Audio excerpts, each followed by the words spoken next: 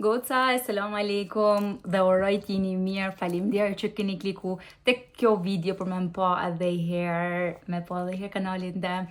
Dhe besoj se ky kanal tani do bëhet një kanal lulesh. Lule! Ajo nuk është një lule. Ajo është një... nuk ka problem. Ai mund të më thuaj lule po të doj. Nuk e kam problem. Kam shtu 3 lule në koleksionin tem të luleve. Dhe po thonë, halo, nuk jo kam mësua të kleçkat ku i kanë, se si mu kujdes për ta. Por, ditë ju them se koleksionimi luleve shtu dhe unë jam shumë e lumtur për këtë, por jo im shosh. Ai nuk është hiç i lumtur për këtë gjë. Të prezantoj të parën. Kjo është lulja gjarpër që quhet në anglisht, pra snake plant, apo në shqip paktën në veri quhet lule shpat dhe nuk quhet gjuha vjerrës. Nuk e kuptoj pse e kanë quajtur gjuha vjerrës, sepse ka shumë vjerra të mira dhe nuk e meritojnë që të ketë këtë emër, por kështu jemi në shqiptarët, do vëmë emra çuditshëm edhe tek lulet. Unë pretendoj ta quaj lulja shpat, siç e quajmë në një Shkodër, ka kuptim më të bukur dhe më të lezetshëm. Por në të vërtetë në latinisht pas ka emrin Sansevieria mix, pra mix ngjyrash. Ajo që mu më gëzon më shumë për këtë lule, normalisht që është shumë e bukur, mund ta vësh në vende edhe me errësirë, pra nuk ka nevojë për shumë dritë dhe ka vetin që kjo pasuron dhomën me oksigjen. Dhe është një nga lulet më të mira që mund të mbani në shtëpi. Që më gëzon më shumë për këtë është se ka shumë filiza të ri. Pra mund të shikoni këtë këtu, ky është një filiz. Ky këtu është një filiz i ri.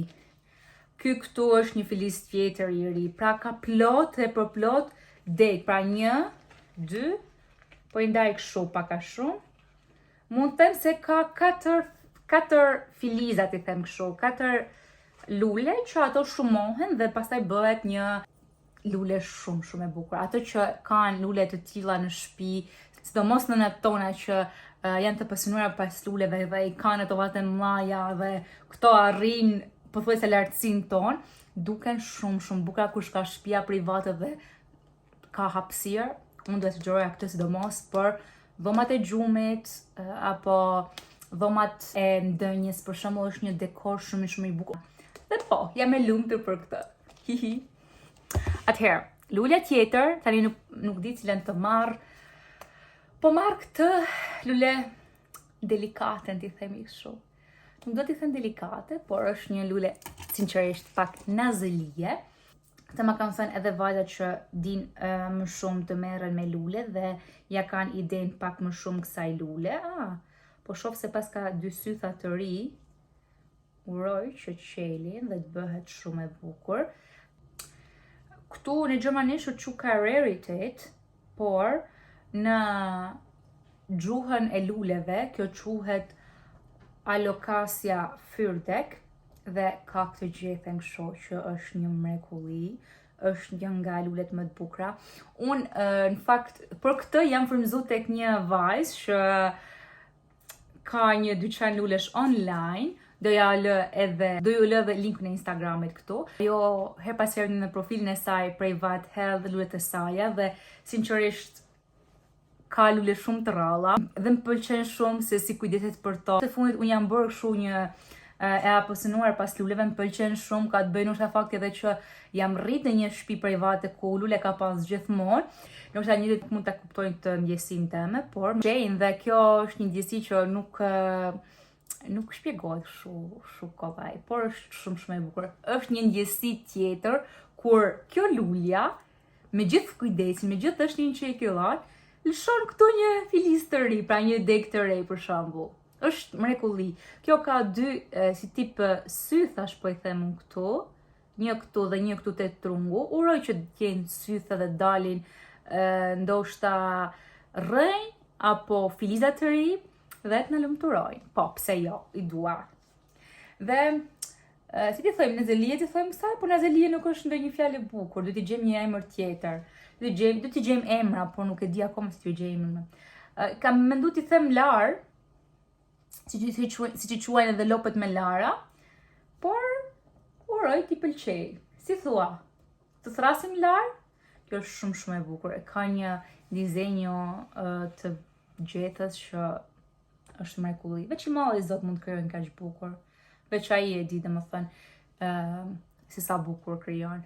Shikoni këtu kanë filluar të marrin degët pa jeshile.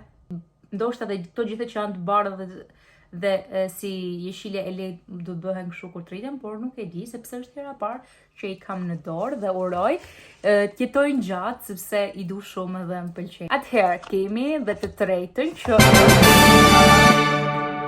Ficus lyrata. Kush e njeh, e njeh. Kush se njeh, e shikon tani për herë të parë.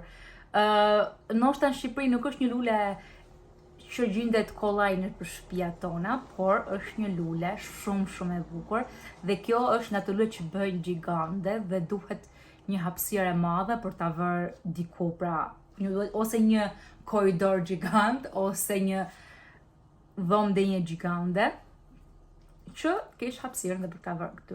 Këtu lulet janë pak nazelie. Unë kam pas eksperjenca jo të mira me dy, më duket për tyre që i mora më përpara, por unë e di që kjo do ishte që ime dhe do jetoj gjatë me mua, sepse kështu e ndjej dhe dua ta ndjej. Ficus lyrata është një nga lulet më të bukura që është në familjen e ficusave. Proj që të ja marr dorën dhe të kujdesem për të ashtu siç e meriton, don të ujitet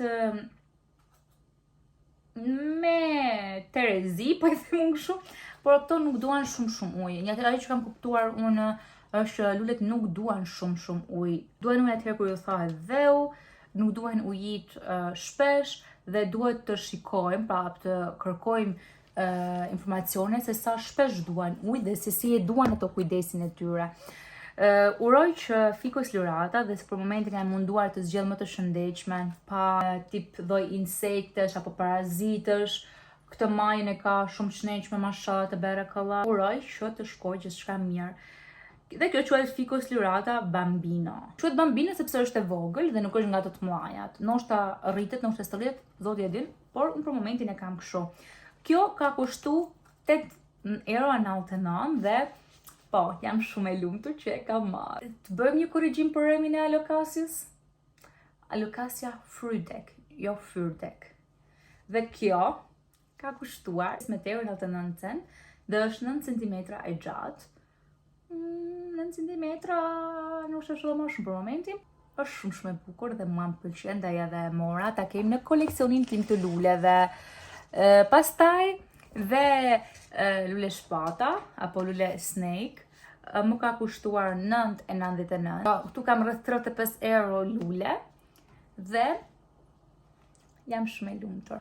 Por ajo që unë duhet t'ju tregoj është shqiponja jeme e coptume dhe e rrënjëzume dhe uroj që ju mos të mërzitini me vlogjet e mia, sepse ky kanal më duket se po kthehet një vlog lulesh. Por I love them. Atëherë për që të tregoj.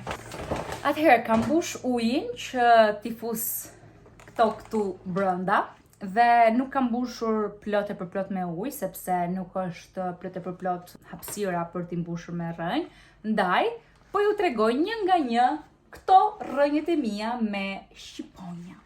Se si janë, si po shkojnë. Atëherë, do marrim këtë këtu. Është gjethja që kemi këtu dhe kemi, në fakt, nuk e di pse kemi lënë 2 sythe, por me sa shoh nuk ka pas det tjetër, ndaj kam lënë 2 sythe, sepse kjo mund të jetë edhe në mes dhe ti përfiton 2 rrënjë, por unë këtu nuk kam pas një gjethe tjetër dhe kam marrë vetëm një gjethe me 2 sythe. Këtu po del dhe diçka tjetër. Ne nga tjetër kemi dhe një shpërthim tjetër, përveç rrënjëve që i kemi mashallah te berekallah. Dhe e fusim në ujë. Kemi këtë tjetrën, me sa shoh ka qel një deg të re, pra një gjethe të re, ose një, po i them kështu, një trumë gjethesh të reja, sepse shikoni pak çfarë formet ka dhe nuk ka formën e rrënjës. Dhe jam e lumtur për këtë që gjithçka po shkon mirë. Këtë këtu që edhe kjo ka qel një tip sythit këtu që duhet ta kuptojmë pak më vonë kur të rritet a është një syth rënje apo është një syt gjetheje. Dhe do e vëmë dhe këtë në ujë. Ta kemi dhe këtë tjetrën këtu. Gjethet i kam lënë kështu se të ngjajnë bukur edhe në kavanos, por edhe kjo ka këtë sytin që i ka shpërthy dhe rënjët që i ka shumë të mira. Normalisht janë në ujë dhe uji është jeta. Ndaj këto qelin her pas heret. Rënjë, sytha.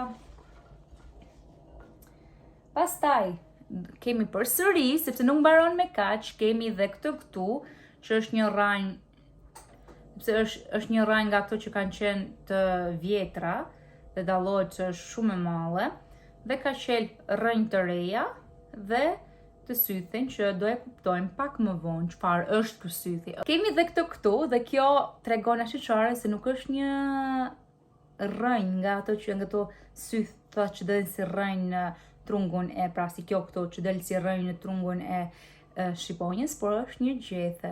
Po është tjetë gjethe dhe të na qenë gjethe të reja. Për momentin do e mbaj shumë, pëlqen shumë se si është në ujë dhe kam menduar ta mbaj kështu. Shohim pastaj se si do shkoj. Pastaj kemi edhe këtë, që këtë mjaft mirë mund ta daj unë këtu tak. Ta ngulin dhe këtë ta mbaj në ujë. Por jo, s'do e bëj për momentin. Atëherë, këtu kemi plot rënjë të reja, shikoni çfarë rënje e mirë të them shu ka qel kjo këtu e trash dhe kemi këto rënjë të reja që kanë dalë këtu, plot këtu.